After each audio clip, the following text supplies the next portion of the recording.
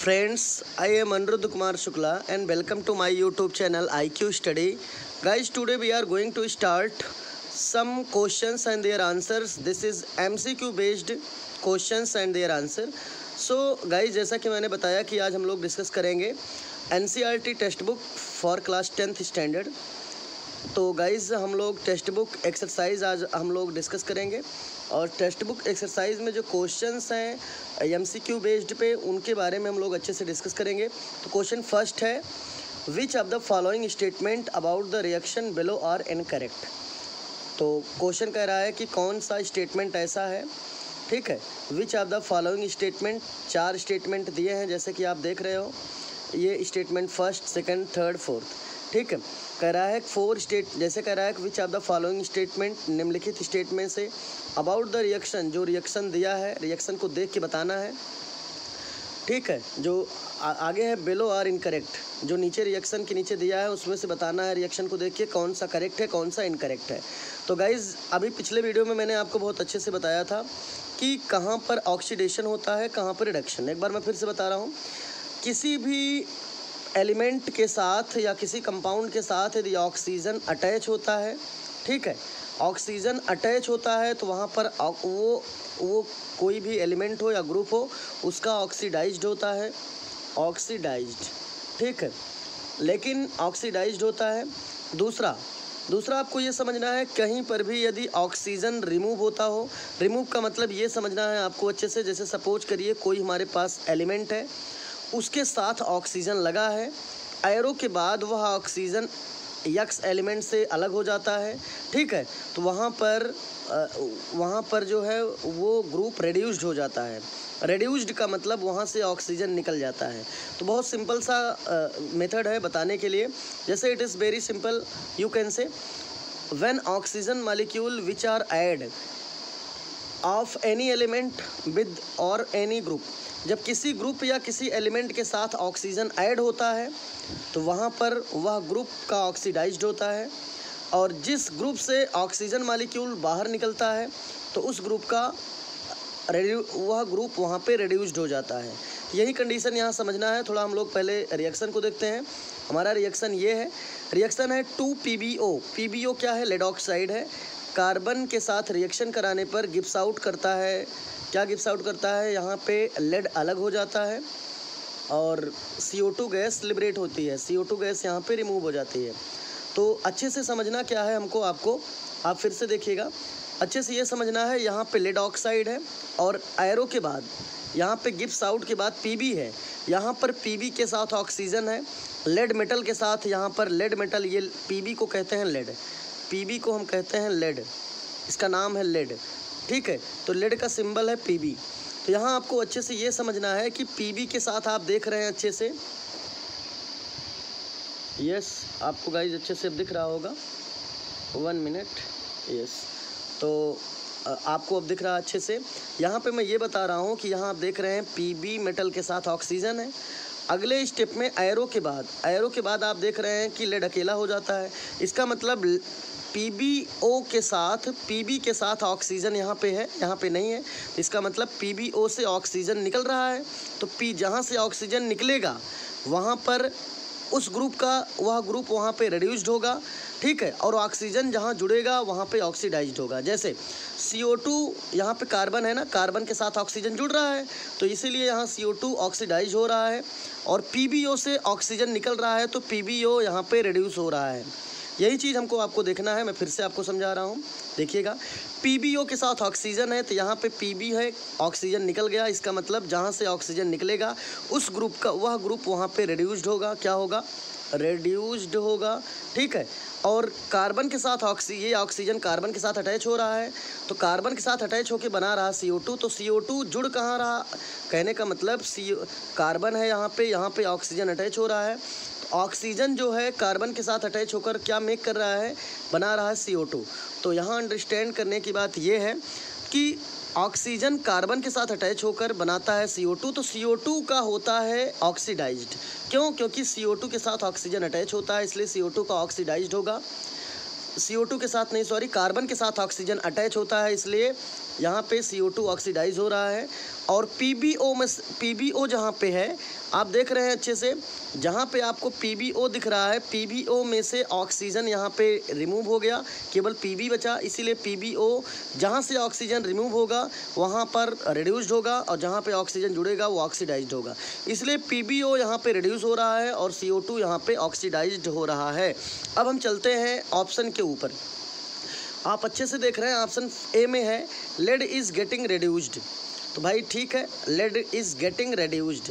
दूसरा कह रहा है carbon dioxide is getting oxidize, बहुत बढ़िया कह रहा है कि यहाँ पर आप देख रहे हैं अच्छे से PbO से Pb निकल रहा है, ठीक है, तो इसका मतलब PbO से Pb निकल रहा है, तो यहाँ पर लेड जो है हमारा, ठीक है, हमारा जो लेड है उसका क्या हो रहा है, ऑक्सीडाइज्ड हो रहा है। क्यों हो रहा, क्योंकि PbO से ऑक्सीजन रिमूव हो गया, हमारे पास बचा रिमेनिंग क्या, Pb, इसका मतलब Pb का ऑक्सीडाइज्ड हो रहा है, ठीक है। दूसरा कार्बन के साथ ऑक्सीजन अटैच हो रहा है, इसलिए CO2 यहाँ पे हमारा ऑक्सीडाइज्ड हो रहा है और Pb हमारा रिड्यूस्ड हो रहा है।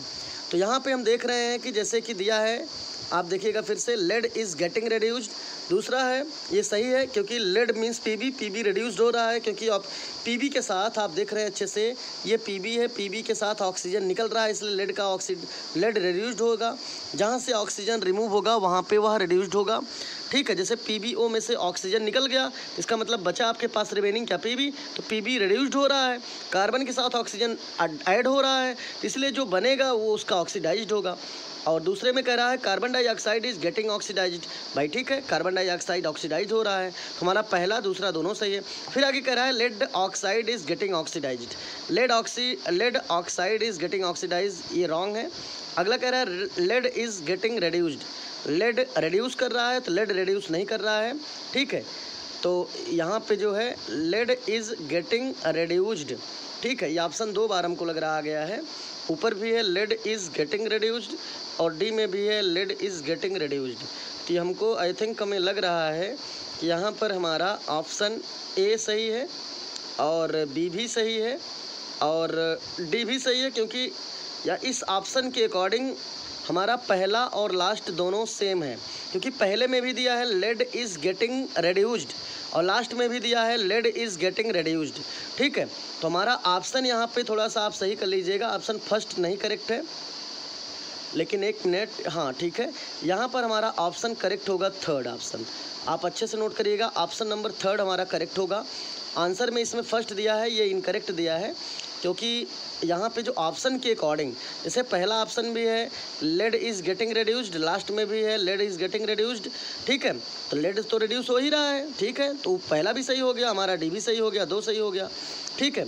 तीसरा भी सही नहीं होगा क्योंकि इसमें सी दिया है और सी गलत है, मैं सॉरी मिस्टेक हुआ, तीसरा सही नहीं होगा, तो मैं बता रहा हूँ आपको, फिर से आपको अच्छे से देखिएगा, यहाँ पे पहला सही है, ये लास्ट का सही है और दूसरा सही है, तो ए बी डी किस में सही है देखिएगा, ऑप्शन में देखिए, इसमें ए भी सही है, इसमें ए सी सही है, तो ए सी वाला तो होगा नहीं एकदम, ए बी तो सही है लेकिन सी सही नहीं है, इसलिए ए भी नहीं होगा, आल तो है नहीं, इसलिए हमारा एग्जैक्ट आंसर हमारा अकॉर्डिंग टू क्वेश्चन पहला सही होगा। लेकिन पहले में यदि कामा कहीं पे यदि कामा करके जैसे ए कामा बी एंड डी होता तब भी सही होता, तो आप एकदम आंसर अच्छे से नोट कर लीजिएगा, आपको अच्छे समझ में आ गया होगा।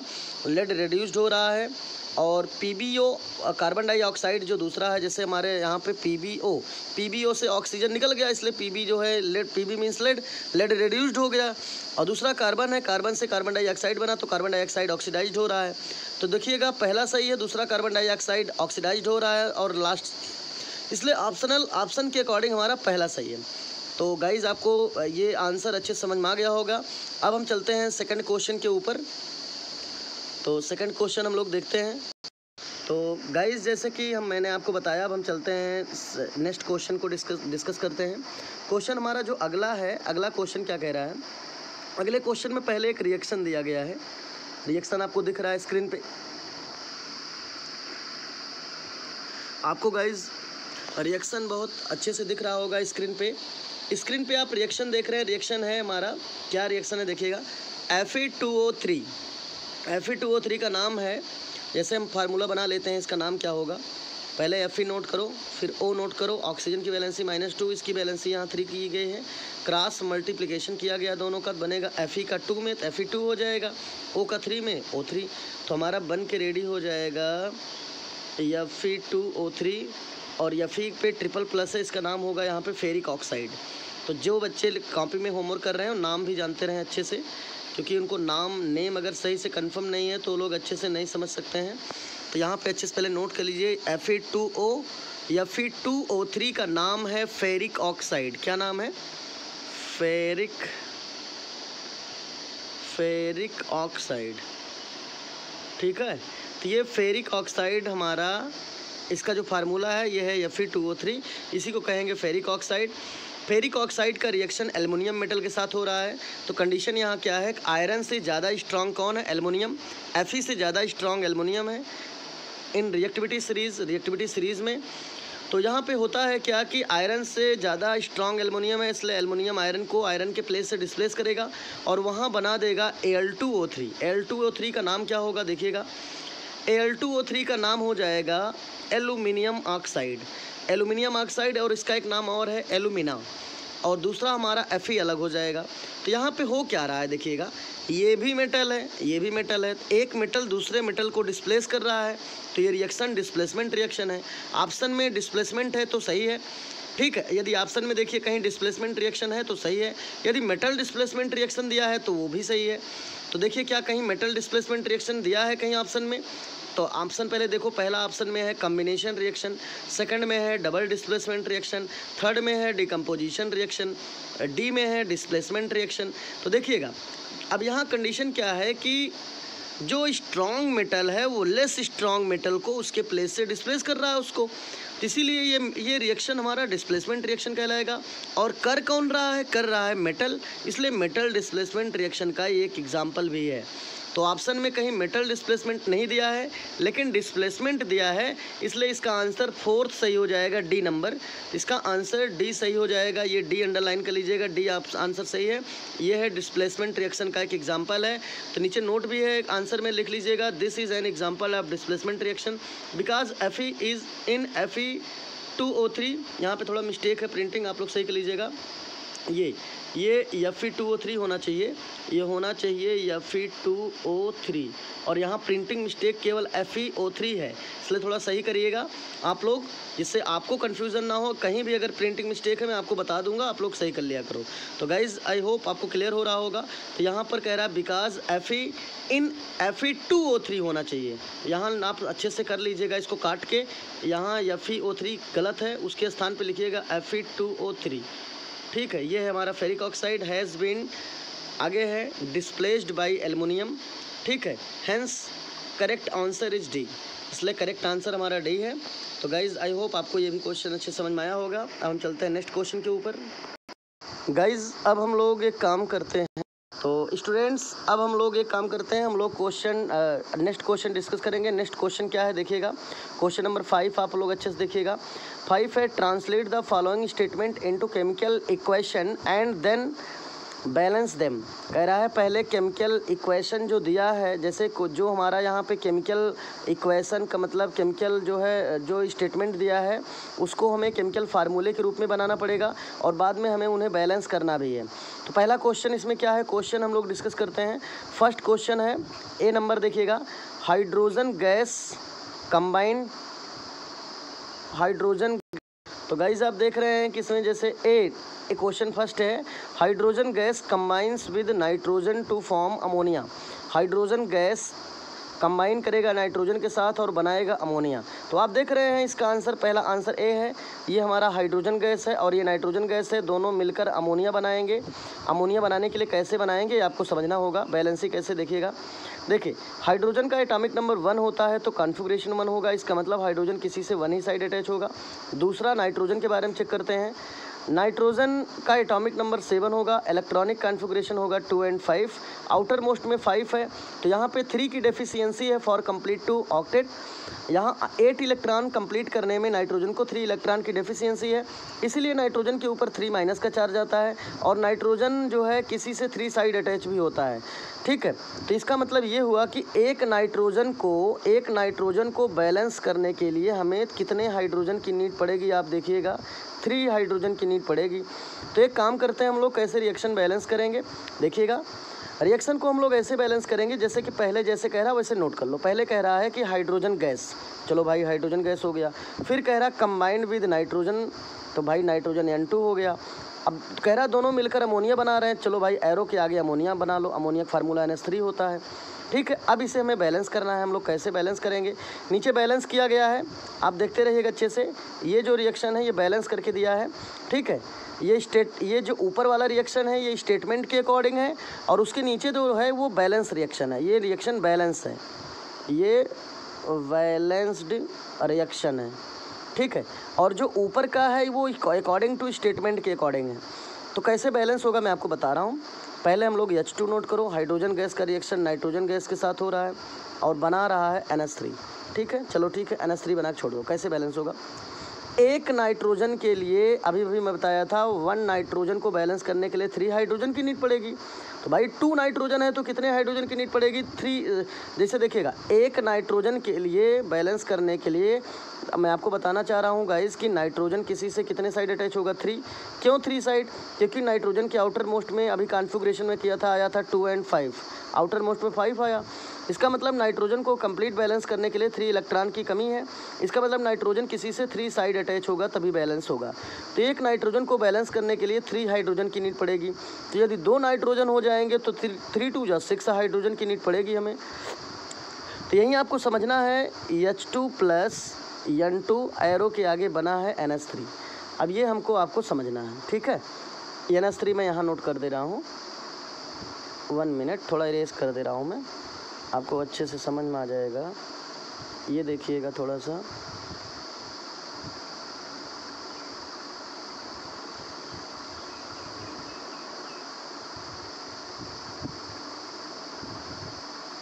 इरेज कर रहा हूँ मैं, इरेज हो गया है काफ़ी हद तक। चलिए अब हम लोग चलते हैं, आगे चलते हैं, ठीक है। देखिएगा यहाँ पे बनेगा NH3, ठीक है। अब ये थोड़ा बैलेंस कर लिया जाए, देखिएगा भाई 1 नाइट्रोजन यहाँ पे N2 है, N2 मीन्स 2 नाइट्रोजन है, तो 1 नाइट्रोजन के लिए 3 हाइड्रोजन, तो 2 नाइट्रोजन के लिए 6 हाइड्रोजन, तो यहाँ हाइड्रोजन हमारे पास 2 है, इसलिए हाइड्रोजन में हमें मल्टीप्लाई करना पड़ेगा 3 का। अब 3 2 जा 6 हाइड्रोजन हो गया और 2 नाइट्रोजन हो गया, दोनों मिलकर बनाएंगे, क्या बनाएंगे, बनाएंगे 2NH3, क्या बना देंगे 2NH3। अब हम बैलेंस कर लेते हैं, बैलेंस कैसे करेंगे, एरो के पहले जो होगा ये सब रिएक्टेंट होगा, एरो के बाद वाला जो होगा ये प्रोडक्ट कहलाता है, ठीक है। तो जितने एलिमेंट रिएक्टेंट में होंगे और जितने टाइम्स होंगे उतने ही टाइम्स, और वहीं रिएक्टेंट वहीं जितने एलिमेंट रिएक्टेंट में जितने टाइम्स होंगे उतने ही एलिमेंट प्रोडक्ट में भी उतने टाइम्स होने चाहिए। अब देखिए यहाँ पे हाइड्रोजन कितना है, 3 2 जा 6, इस साइड में चेक करो क्या हाइड्रोजन 6 है, ठीक है। आप चेक करेंगे समझ में आ जाएगा।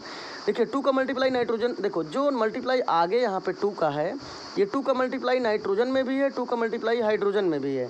तो गाइज आपको हमको ये समझना है 2 का मल्टीप्लाई नाइट्रोजन में भी है, हाइड्रोजन में। 2 का N में करेंगे 2N हो गया, और 2 का H में करेंगे 2 3 जा, यहाँ पे 6 हो जाएगा। इसका मतलब हमारे पास 2 नाइट्रोजन है और 2 3 जा 6 हाइड्रोजन भी है। देखिए 2 नाइट्रोजन 6 हाइड्रोजन, 2 नाइट्रोजन और 6 हाइड्रोजन, तो हमारा रिएक्शन बैलेंस है। तो गाइज आई होप आपको अच्छे से क्लियर हो गया होगा। पहला आंसर मैं बता दिया, दूसरा हम लोग देखते हैं, सिमिलरली ऐसे ही है, आप जल्दी जल्दी देखते रहिए। दूसरा दिया है, दूसरा क्या दिया है देख लीजिए, बी में है हाइड्रोजन सल्फाइड। तो हाइड्रोजन सल्फाइड का फार्मूला देखो, ये H2S लिखा है, प्लस बर्न किया जाता है एयर में, एयर का मीन्स हुआ ऑक्सीजन में जलाना है, तो प्लस O2 के साथ रिएक्शन हुआ। तो आप भी ऐसे नोट करिए, हाइड्रोजन सल्फाइड का फार्मूला H2S, ऑक्सीजन के साथ बर्न कर रहे हो तो प्लस O2 कर दो, एरो के ऊपर आप थोड़ा सा हीट का सिंबल दे दो, हीट मतलब आप बर्न कर रहे हो, ठीक है, गर्म, या आप ऐसे डायरेक्ट ऊपर बर्न भी लिख सकते हो, एरो के ऊपर बर्न लिख दीजिए। तो यहाँ मैं समझा रहा हूँ आपको, देखिएगा यहाँ पर जो एरो बीच में है यहाँ आप बर्न कर लिख सकते हो, बर्न BURN, बर्न हो रहा है। चाहे आप हीट का सिंबल ऐसे लगा सकते हो छोटा सा एरो के ऊपर ऐसे, और जो प्रोडक्ट बनेगा SO2 और H2O। तो कैसे बैलेंस होगा, नीचे बैलेंस करके केमिकल रिएक्शन दिया है, एक बार मैं बता दिया हूँ, इसको आप अच्छे से अपने आप कर लीजिएगा। थर्ड क्वेश्चन सी में क्या दिया है, सी में है बेरियम क्लोराइड। तो आप देख रहे हैं कि बहुत अच्छे से ये बेरियम क्लोराइड है, इसका रिएक्शन कराना है एल्युमिनियम सल्फेट के साथ। तो एल्युमिनियम सल्फेट ये है और बनेगा एल्युमिनियम क्लोराइड। देखो एल्युमिनियम क्लोराइड LCl3 बना और बेरियम सल्फेट बाहर निकल जाएगा, BSO4 बाहर निकल गया। बैलेंस कैसे करना है, नीचे दिया है बैलेंसिंग के लिए, मैंने स्टार्टिंग में बता दिया है। 2 आपके लिए होमवर्क है और आंसर दिया है अच्छे से, आप अच्छे से कॉपी में नोट कर लीजिएगा। यदि आपको दिक्कत होती है तो आप कमेंट बॉक्स में जाकर वहाँ पे आप बता सकते हो। तो अगर आपको दिक्कत होगी तो नेक्स्ट वीडियो में मैं अच्छे से आपको समझा दूँगा, जिससे आपको दिक्कत नहीं होगी। तो गाइज़ आई होप आपको अच्छे से ये भी क्लियर हो गया होगा। अब देखते हैं एक आध क्वेश्चन अगर और बचा होगा, हमारे पास टाइम होगा तो एक आध क्वेश्चन और बताता हूँ मैं आपको। Okay guys, now we are going to discuss next question. Question number next है। नेक्स्ट अब नंबर मैंने काउंट नहीं किया एग्जैक्ट, वैसे इसमें थर्ड शो कर रहा है। देखिए कौन सा है क्वेश्चन, क्या कह रहा है। क्वेश्चन है व्हाट हैपेंस व्हेन। इसका मतलब क्या हुआ, व्हाट हैपेंस व्हेन, इसका मतलब ये हुआ क्या होता है जब dilute hydrochloric acid is added to iron filing. Tick the correct answer. बहुत बढ़िया क्वेश्चन है। क्वेश्चन कह रहा है व्हाट हैपेंस व्हेन। गाइज कह रहा है क्या गाइज ये बता रहा है व्हाट हैपेंस व्हेन, क्या होता है जब dilute hydrochloric acid. Hydrochloric acid का फार्मूला आपको मालूम नहीं है तो आप जान लीजिए, हाइड्रोक्लोरिक एसिड का फार्मूला होता है HCl, ठीक है। तो डाइल्यूट हाइड्रोक्लोरिक एसिड को ऐड किया जाता है या हाइड्रोक्लोरिक एसिड का रिएक्शन कराया जाता है आयरन के साथ, ठीक है। अब आयरन फिलिंग का मतलब है कि यहाँ अच्छे से आप समझिएगा, मैं बता रहा हूँ आपको। हाइड्रोक्लोरिक एसिड हमारा लिक्विड मीडियम में है, इसी में हम आयरन के कुछ टुकड़े मिलाते हैं या आयरन मिलाते हैं। आयरन का चाहे टुकड़ा मिलाओ या कुछ भी आयरन के मिलाओ, वही कह रहा है आयरन को इसमें फिल किया जाता है, क्या बनता है, ठीक है। ये समझना हमको आपको अच्छे से है। तो भाई एक बहुत सिंपल तरीका है आयरन का रिएक्शन दिखाने के लिए, ठीक है। तो आयरन का रिएक्शन दिखाने के लिए मैं आपको बता रहा हूँ गाइस कि पहले आप समझ लीजिए अच्छे से, तब मैं आपको समझा रहा हूँ। देखिएगा अच्छे से, देखिए जो कह रहा है वहीं करिए, पहले जैसे जैसे कह रहा वैसे वैसे कर लिया जाए। कह रहा है कि डाइल्यूट हाइड्रोक्लोरिक एसिड, तो भाई हाइड्रोक्लोरिक एसिड का फार्मूला है HCl। डाइल्यूट का मतलब इसका मीडियम है एक्वस, एक्वस मीन्स जली मीडियम है। इसका रिएक्शन हम कराते हैं आयरन फिलिंग का मतलब इसमें आयरन मिलाओ, तो आप भी आयरन मिला दो, चलो ठीक है, आयरन मिला दिया। अब गिब्स आउट का सिंबल दे दो, ठीक है। क्या कैसे बनेगा देखिएगा भाई। Fe की बैलेंसी होती है +2 और +3 भी होती है। तो जैसे अब कह रहा है कि सपोज करिए यहाँ मैं Fe2+ मान रहा हूँ, Fe2+ है बैलेंसी। तो जब आयरन की बैलेंसी Fe2+ होती है तो इसका नाम होता है फेरस। और यहाँ पे अंडरस्टैंड ये करना है कि Fe2+ होने के कारण, यहाँ अच्छे से समझिएगा गाइज, Fe2+ होने के कारण ये Fe है, ये Fe2+ होने के कारण देखिए ये 2 माइनस से बैलेंस होगा। हमारे पास माइनस है कितना देख लिया जाए। यदि HCl को ब्रेक किया जाए तो H+ और Cl- के फॉर्म में ब्रेक होगा। तो हमारे पास माइनस की संख्या है कितनी, केवल 1। भाई Fe के ऊपर 2+ है, तो यदि एक Cl इसके साथ अटैच होगा तो बैलेंस नहीं होगा। इसलिए जितना प्लस होगा उतना ही माइनस भी आपको लेना पड़ेगा। प्लस मीन्स कैटायनिक स्पीसीज जितना होगा उतना ही एनायनिक स्पीसीज भी होना चाहिए। हमारे पास एनायनिक स्पीसीज आप देख रहे हैं, एनायनिक स्पीसीज केवल एक है, Cl- जिसका नाम है क्लोरीन आयन। तो एक काम करते हैं, हमारे पास 2+ है तो 2- भी होना चाहिए। 1 chlorine contain 1- then 2 chlorine contain 2-, इसलिए हमें Cl 2 मोल लेना पड़ेगा। तो थोड़ा रिएक्शन हमें कुछ ऐसा दिखाना पड़ेगा जैसे कि हाइड्रोक्लोरिक हमारा HCl है, HCl का रिएक्शन हम करा रहे हैं आयरन के साथ, ठीक है, कराते हैं। तो यहाँ पे Fe किस फॉर्म में है, Fe यहाँ पे 2+ के फॉर्म में है, और यहाँ पे ब्रेक कराते हैं तो H+ Cl- ब्रेक होता है। तो Fe क्लोरीन को अट्रैक्ट भी यदि करता है तो एक ही क्लोरीन अट्रैक्ट कर पाएगा और एक प्लस से एक माइनस बैलेंस होगा, हमारे पास एक प्लस बचा रह जाएगा। इस प्लस को मेंटेन करने के लिए हमें एक जो है एक क्लोरीन की नीड और पड़ेगी, इसलिए एक क्लोरीन का रिएक्शन और कराना, एक क्लोरीन और ऐड करना पड़ेगा। तो यदि 2 क्लोरीन हो जाएगा तो एक क्लोरीन पे 1-, 2 क्लोरीन पे 2-, तो 2-, 2+ से आसानी से इजीली वे में बैलेंस हो जाएगा। इसीलिए रिएक्शन को थोड़ा बैलेंस करते समय ऐसा करना है। जैसे कह रहा है कि आप देखते रहिएगा अच्छे से, जैसे ये रिएक्शन में बता रहा है गाइज कह रहा है कि hydrochloric acid means HCl। HCl का हम रिएक्शन करा रहे हैं किसके साथ, देखिएगा आयरन के साथ। आयरन मीन्स Fe के साथ। जैसे रिएक्शन कराते हैं हम तो एक काम करते हैं, देखिए हमारे पास क्लोरीन की संख्या 2 होनी चाहिए, इसलिए हम 2 से मल्टीप्लाई कर देते हैं। अब यहाँ पे 2 से मल्टीप्लाई करने पर 2 का मल्टीप्लाई H में भी है, 2 का मल्टीप्लाई Cl में भी है, इसका मतलब 2H है 2Cl है। तो अगले स्टेप में FeCl के साथ मिलकर बना देगा FeCl2, बना देगा FeCl2 प्लस हमारे पास CH अभी बचा है और H2 गैस यहाँ पे रिमूव हो जाएगी। ये रिएक्शन आप अच्छे से देखो, नोट कर लीजिए। एक बार मैं फिर से रिएक्शन शो कर दे रहा हूँ, देख लीजिएगा। HCl प्लस Fe और ये 2 मोल लेना पड़ेगा, गिव्स आउट, बनेगा हमारा FeCl2 जिसका नाम है फेरस क्लोराइड। क्या नाम है? Ferrous chloride. ठीक, आप इसको फेरस नहीं तो आयरन क्लोराइड भी कह सकते हो। और प्लस हाइड्रोजन गैस यहाँ पे लिबरेट होगी। ये रिएक्शन भी नोट कर लीजिएगा अच्छे से। तो गाइज़ आई होप आपको अच्छे से क्लियर हो गया होगा। और एक चीज़ और मैं बताना चाह रहा हूँ, कलर आप थोड़ा जान लीजिए। कलर देखिए, ये आयरन है, आयरन ये थोड़ा सा मैं सही कर लूँ, यस, ये हमारा आयरन है। आयरन जो है ये एक टी ब्लॉक का मेटल है, ट्रांजिशन मेटल है, इसका ऑक्सीडेशन स्टेट हमेशा वेरिएबल होता है। तो ये हमारा Fe, आयरन की वैलेंसी एक बार 2+ होगी और आयरन की वैलेंसी एक बार 3+ होगी। जब आयरन की वैलेंसी 2+ होगी तो इसका नाम होगा फेरस, और जब आयरन की वैलेंसी 3+ होगी तो इसका नाम होगा फेरिक। कलर मैं आपको बता रहा हूँ, कलर आप अच्छे से देख लीजिए कैसे कौन कलर शो करेगा। तो गाइज़ जब Fe2+ आयरन Fe2+ के फॉर्म में होगा तो इसका कलर होगा ग्रीन, इसका कलर होगा ग्रीन, ठीक है। और जब आयरन Fe3+ के फॉर्म में होगा, फेरिक फॉर्म में होगा, तो इसका कलर होगा ब्राउन, रेडिश ब्राउन। इसका कलर होगा स्टूडेंट्स, इसका कलर हो जाएगा रेडिश ब्राउन।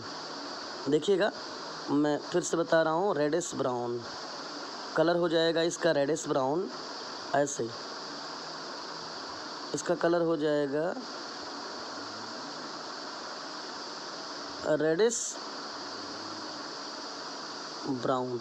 वैसे आपको पिक्चर में दिख भी रहा होगा, ये कलर है रेडिश ब्राउन का, ब्राउन कलर आपको दिख रहा है, ठीक है।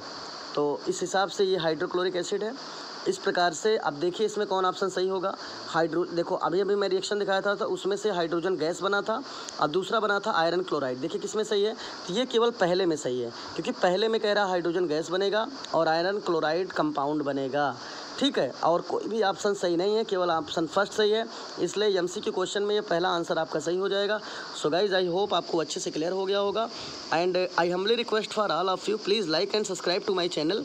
बहुत सारे स्टूडेंट्स सब्सक्राइब किए हैं, बहुत सारे भी ऐसे हैं जो सब्सक्राइब नहीं किए हैं।